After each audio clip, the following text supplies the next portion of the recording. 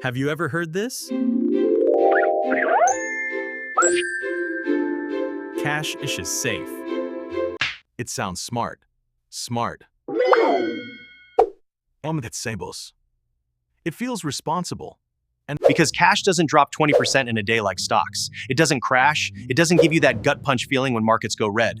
But here's the uncomfortable truth. cash doesn't just sit there. It only looks stable on the surface. In reality, it's losing value quietly every single day. And the scariest part is, you can lose money without spending a dime. Please subscribe to the channel for more simple money explainers. Cash is safe.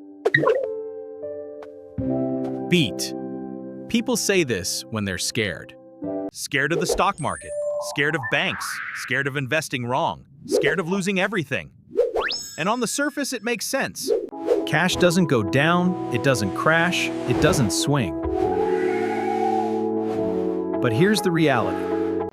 Cash is silently destroying your wealth. Why? Inflation. If inflation is around 3% a year, then you keep $10,000 in cash, and after 1 year, your purchasing power is about $9,700. You didn't spend anything, but you still lost $300 in real value. Over 10 years, that same cash can lose 20–30% of its purchasing power just sitting there. The number on the bills stays the same. But what those bills can buy keeps shrinking. So while you think you're protecting your money, you're actually choosing a guaranteed loss. People hold cash to avoid risk. But long-term, cash is one of the riskiest positions you can hold. Cash has a purpose: emergencies, short-term spending, liquidity. But as a long-term strategy, that's financial self-sabotage. Please subscribe to the channel for more simple money explainers. Always max out your 401 first. Oh. You hear it everywhere. Max your 401. Get the tax advantage. Secure retirement. And yes, retirement accounts are powerful. Tax-deferred growth, compounding, and employer matching. But here's the reality. Maxing your 401 isn't always step one. If you're sitting on high-interest debt, paying that off first can be way smarter. If inflation is around 3% a year, then you keep $10,000 in cash and you're trying to earn 7% while losing 20%. That's a 13% gap working against you. Beat! So what's the smarter order? Get the employer match first, pay off high-interest debt, build an emergency fund, then consider maxing contributions. Personal finance isn't one-size-fits-all. Maxing your 401 is a good goal, just not always the first move. Gold is the safest investment. Doomsday line of the century. When everything crashes, gold holds value. Gold has history. It's been valuable for thousands of years. So the appeal makes sense. But here's the reality. Gold isn't a guaranteed safe haven. First, gold is volatile.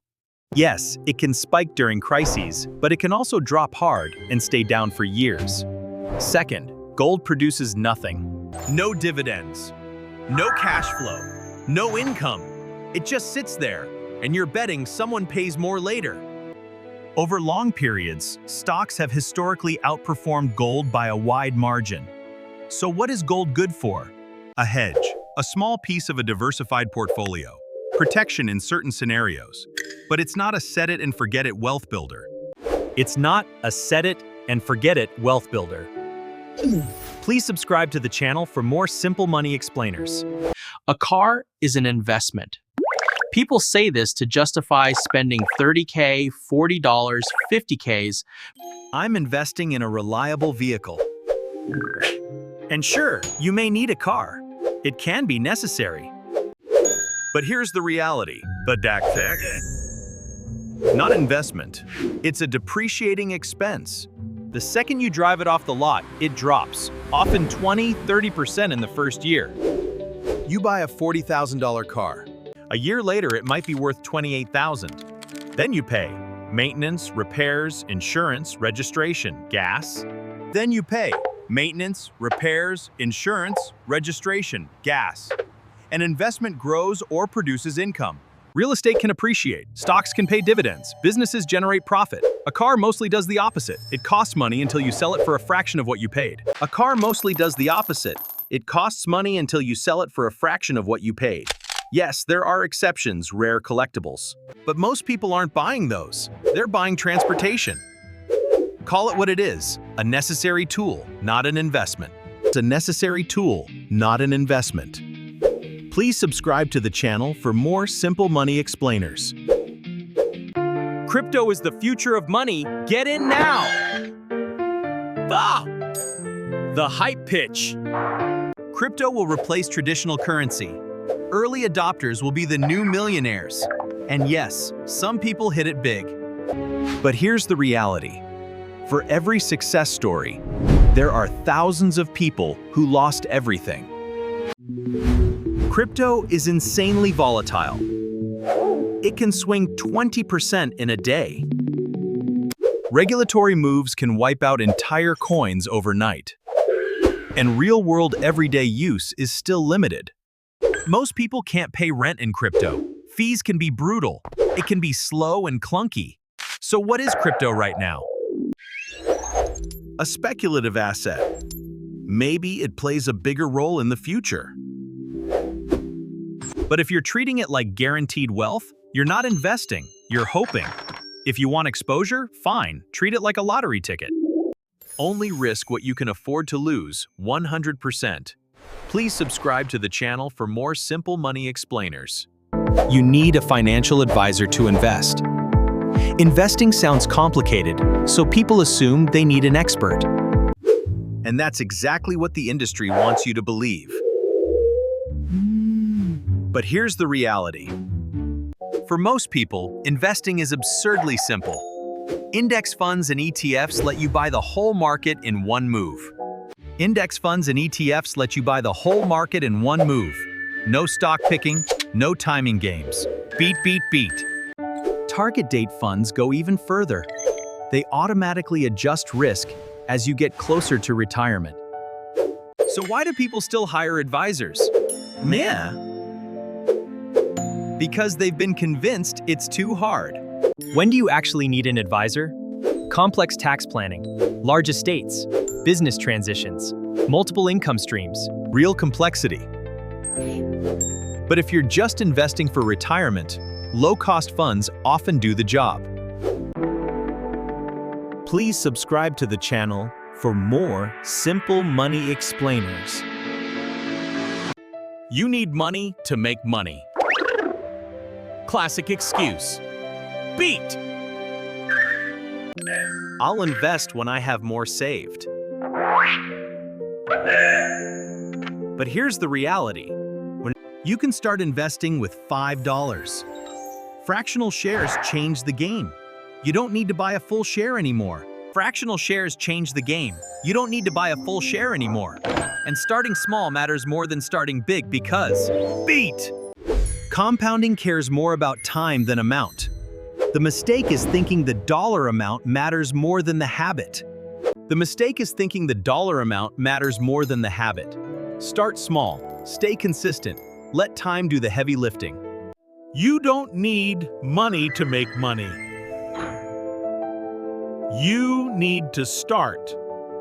You need a credit card to build credit.